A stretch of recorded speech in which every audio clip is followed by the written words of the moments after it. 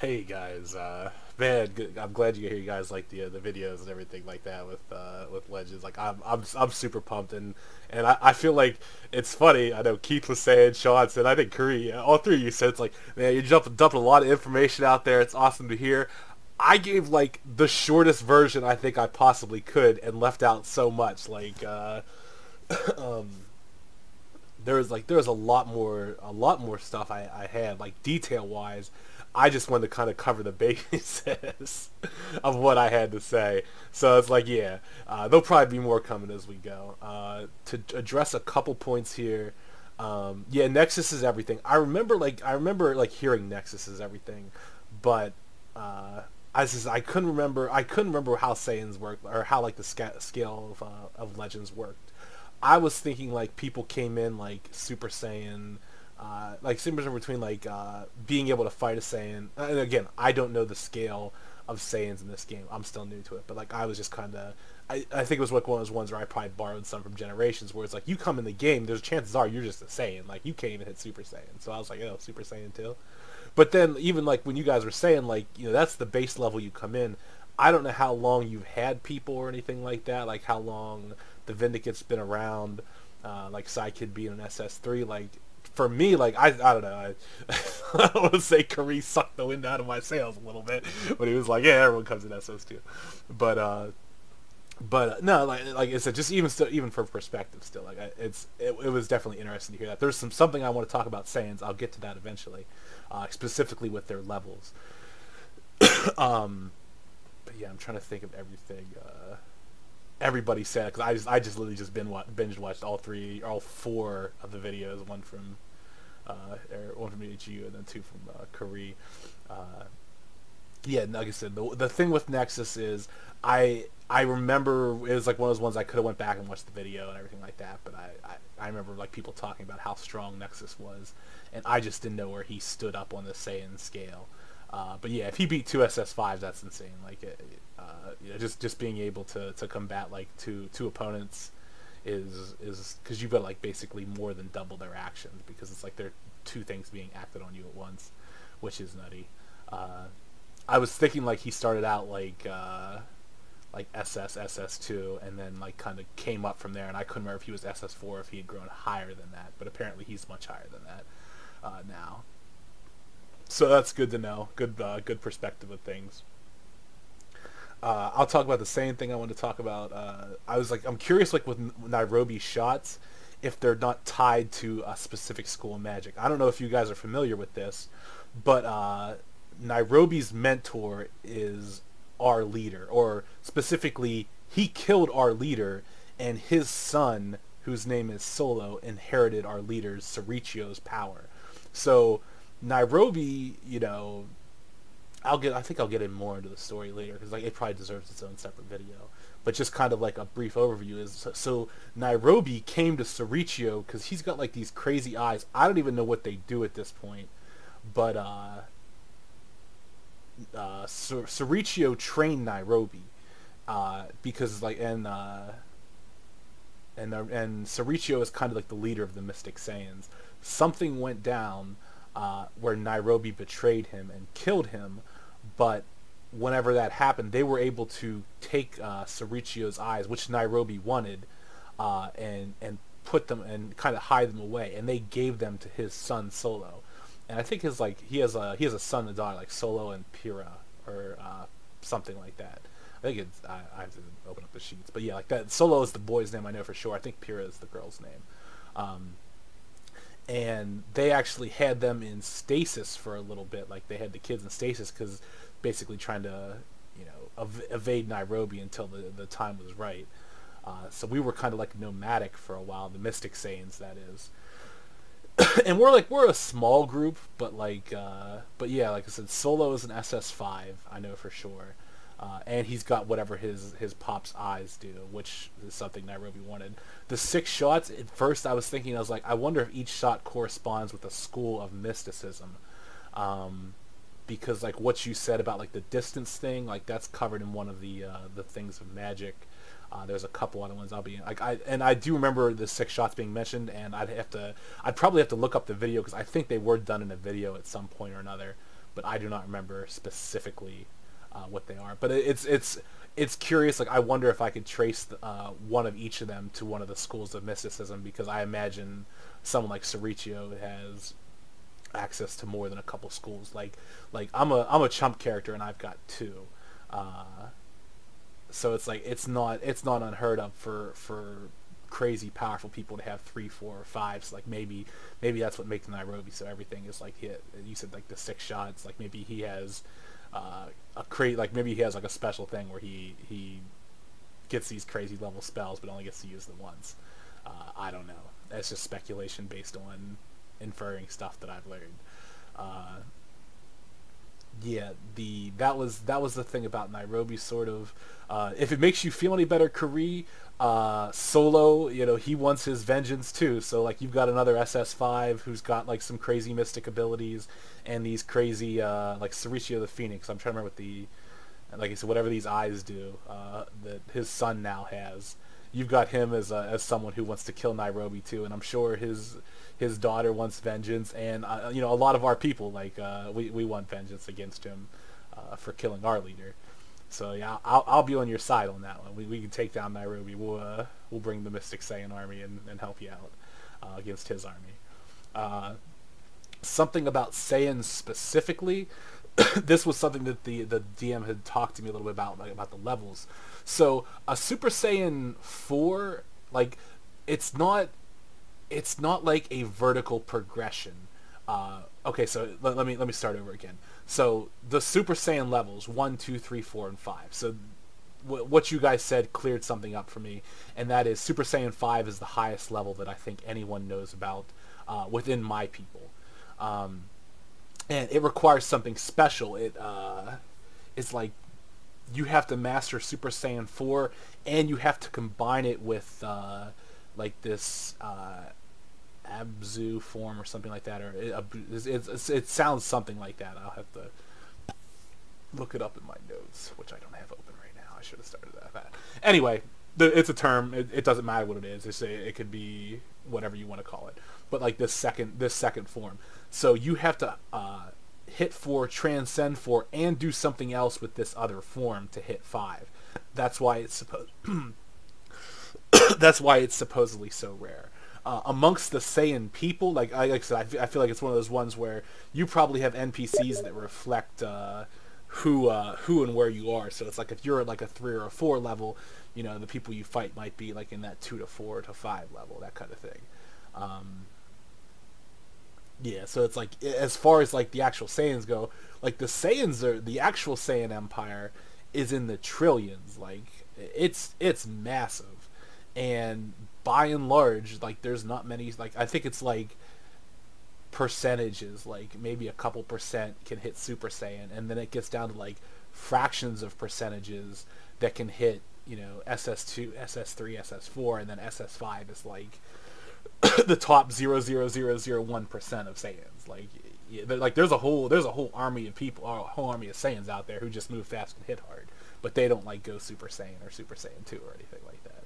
So like that was kind of my perspective of, like, that's like the way I saw it, is like getting into game and everything like that. Like it's like, yeah, you're above your average like citizen NPC you come across, but it's like being able to hit like 1 or 2 still puts you well above that level, versus just being like kind of like a Cyclops versus Wolverine instead of a SS1 versus SS2. How I saw it, it's like oh, okay, so like coming in as an SS2 would be kind of like Cyclops to a, not necessarily an Omega mutant, but like one of the more powerful mutants, whereas Cyclops is not traditionally one of the more, I mean, he's potent at what he does, but like as far as like the scale of things he affects and the power scale that he has, like he's no Storm when it comes to controlling the weather. He's no Magneto, who's like, I don't think Magneto's, is he Omega? He might be.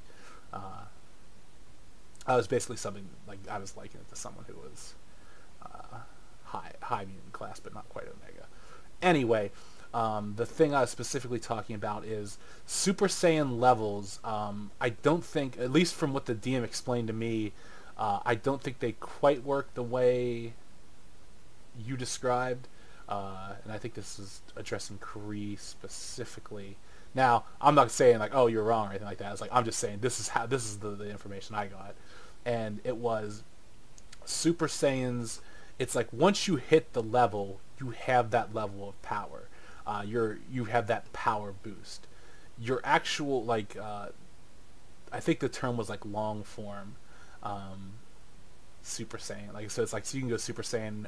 If you can go Super Saiyan, you get the power boost. Like let's say it's a 5 times boost to your strength, a 5 times boost to your speed. Whether you're new or old Super Saiyan, you get that boost when you hit that level. Like it's a static thing. Where the benefits come from, where the long form comes in from, is how much energy your body can sustain. So it's like if you're a fresh if you're a fresh Super Saiyan, let's just say we'll stick with SS1. Like say you're a fresh SS1, you can bang with someone who's a long form SS1 in the sense that you're moving as fast, hitting as hard, being as destructive as they are. Where it really comes into play is how long you can sustain yourself in that battle. The long form builds up your energy reserves to massive amounts. Like if you're firing your blasts at full potency and everything like that, like a fresh Super Saiyan might only get like 2 or 3 blasts off, whereas a long form might get dozens, if not more. So it's like hitting that level is great. It's just you can't operate your stuff at it for anywhere near as long. So it's like you can still, if it's a short fight, you don't need that long form as much. But like if it's a drawn out fight, like if you don't have that way to quickly execute an opponent, then the long form person is generally going to win, because it's like after you do a various number of moves and techniques back and forth, and they don't finish it, that long form is going to be able to keep going, whereas you'll drop out of Super Saiyan 2 or Super Saiyan.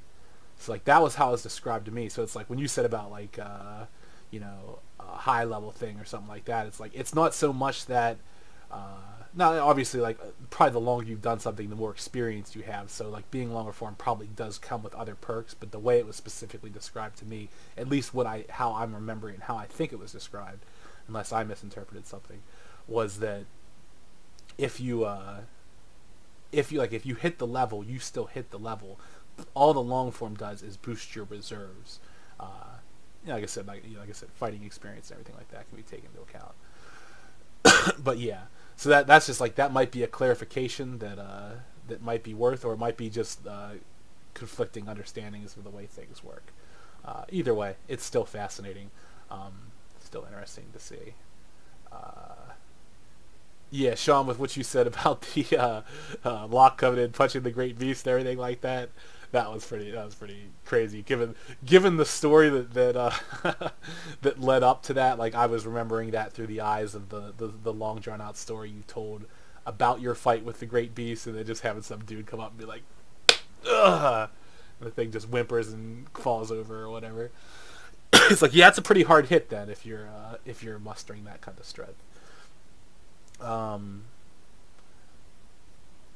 What's it called?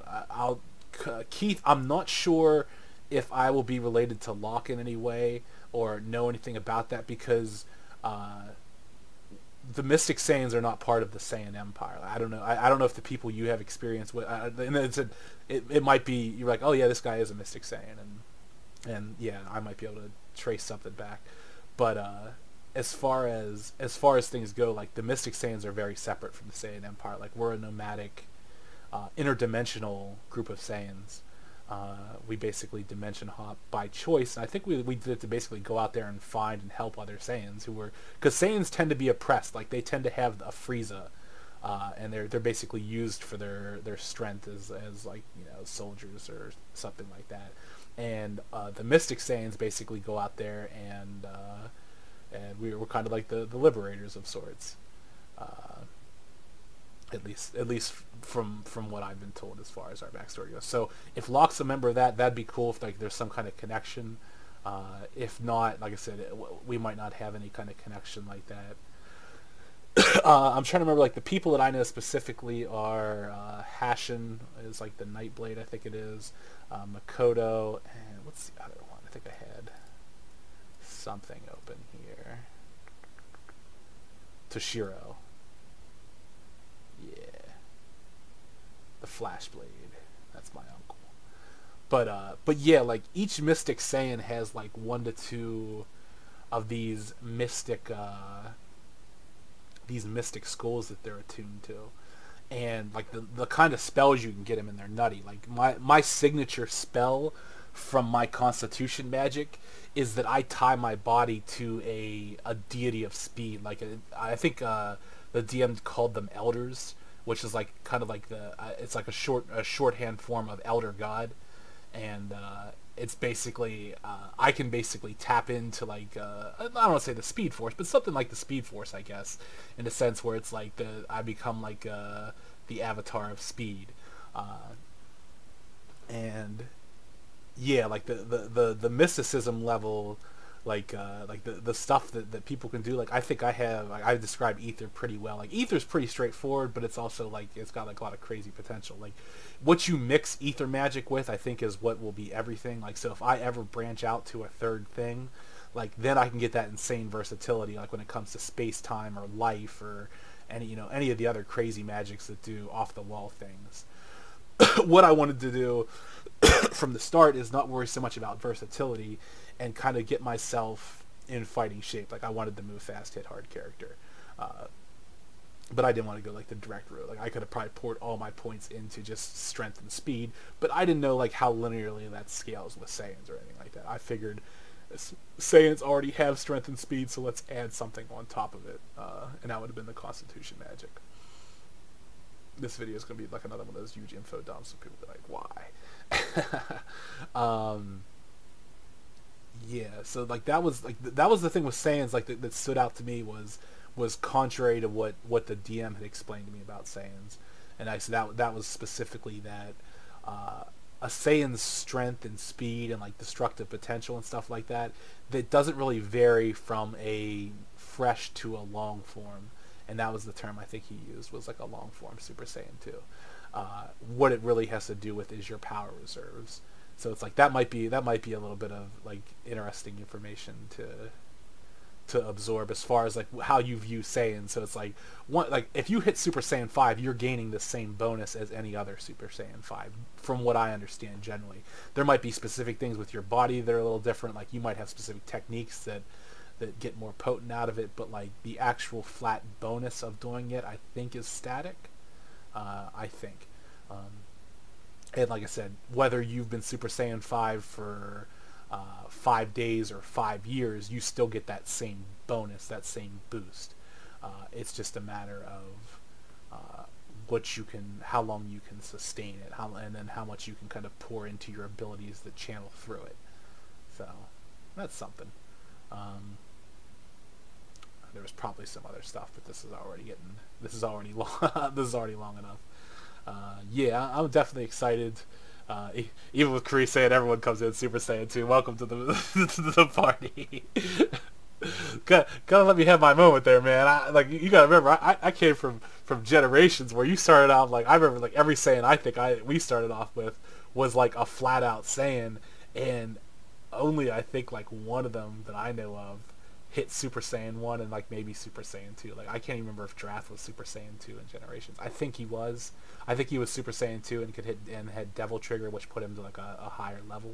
He might have hit 3 during one of the crazy fights towards the end, but well, he might have hit higher than 3 whenever he used all his life energy. I don't remember that specifically, but yeah, like I think his operating level was like a Super Saiyan 2. Now I know like games are different and everything like that, but yeah, I was just like, that's nuts to come in at that level, considering like where normal Saiyans are already.